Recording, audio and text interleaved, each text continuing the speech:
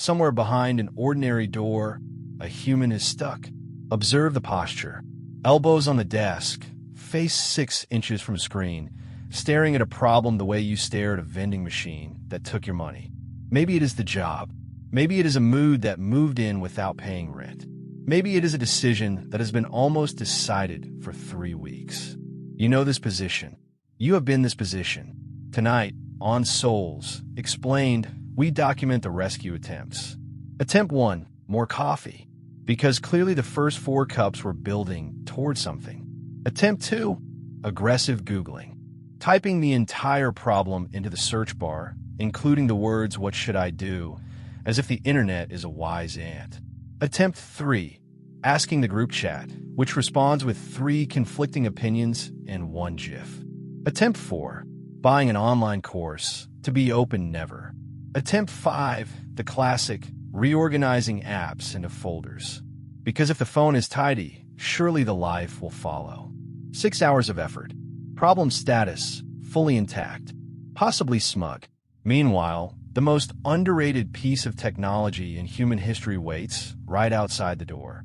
No charge, no subscription, no reviews. Enter the friend. Every documentary needs one. The friend listens to the whole saga, nods with genuine compassion, and then says the forbidden words. Have you tried going for a walk? Look at that face. That is the look humanity reserves for people who suggest herbal tea for a broken leg. A walk. This is a crisis, not a lack of scenery. The subject explains, patiently, that this problem is complicated. It has layers. It requires serious thinking, the kind performed motionless in a chair while slowly becoming part of the furniture. The friend shrugs and deploys the sentence that changes everything. Fine, then go outside and prove it does not work. Oh no, now it is a challenge. And if there is one force stronger than human despair, it is human spite. So our subject stands up to the quiet heartbreak of the chair, puts on shoes with the enthusiasm of someone heading to their own audit, and steps outside. Purely for science. Purely to return in 20 minutes and announce, with deep satisfaction, see? Still broken. Remember this moment, dear viewer. It is the last time the problem will ever be this size. Minute 1. Our subject is walking, technically. The body is outside. The head is still at the desk.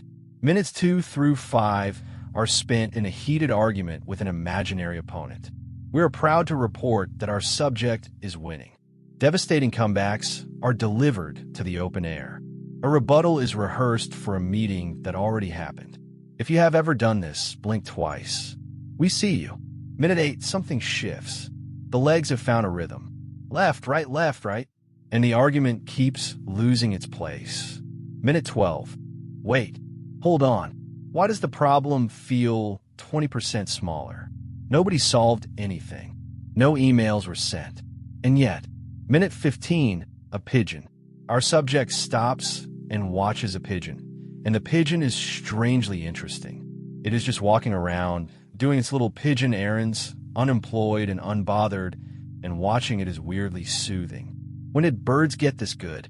Minute 20. Our subject returns, opens the door, and stops. The problem is still there. Same size, same shape. But the person looking at it is not the person who left. And that, dear viewer, is the entire trick. To explain what just happened, we bring in our specialist. You know him. Dreadlocks, calm eyes, walks everywhere, never in a hurry, somehow never late. He falls into step beside our subject and starts with the machinery. Your brain has 2 modes. Mode 1 is the drill. Focused, narrow, staring straight at the problem, boring into one spot. Magnificent for spreadsheets, taxes, and furniture with confusing instructions. Mode 2 is the field. Wide, wandering, unfocused. It drifts across everything you know and quietly introduces ideas that have never met. The field is where answers come from when the drill has been screaming at a wall for 6 hours. And here's the catch. You cannot stare your way into the field. Staring harder is just using the drill on something that needs the field. But walking opens it automatically. Left, right, Bilateral, rhythmic forward motion. It is the body language for we are moving on, and the brain believes the body. Motion unsticks emotion. That is not poetry, that is plumbing. Then he smiles and says it gently. You think you're stuck in life. Quite often, you're just stuck in chair. And then he says the thing our subject will remember for years. That restlessness in you. The fidgeting, the pacing, the itch you keep medicating with scrolling. You have been treating it like a flaw. It is not a flaw. It is the oldest instinct you own. It is the body asking to move, the same way lungs ask for air. You are not lazy. You are not broken. You are a migratory creature living in a waiting room. Think back. Every truly unsolvable thing you ever untangled. Where were you when it finally came loose? In the shower. On a walk. Driving on a long, straight road. Almost never at the desk. Knots do not open under the drill. They open in motion. You come from a long line of walkers. For 200,000 years, your ancestors walked out every grief, every fear, every impossible question. There was no other tool. The path was the therapist. So when you walk, you are doing the most human thing there is. And somewhere deep inside you, something ancient recognizes the rhythm and exhales. It has been waiting a long time for you to remember. Which brings us to the toolkit handed over by the guide right there on the path, because of course he does not do desks. Tool 1, the 10-minute contract. You are allowed to turn around after 10 minutes. That is the whole contract. 10 minutes is so small that even your excuses approve it. And here is the secret clause. At minute 10, you will not want to turn around. Tool 2, walk the problem. Say the question out loud. Once at the door. Should I take this job? What am I actually afraid of?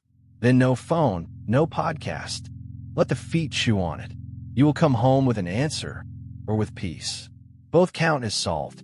Tool 3, the meeting walk. Take one phone call today, walking instead of sitting.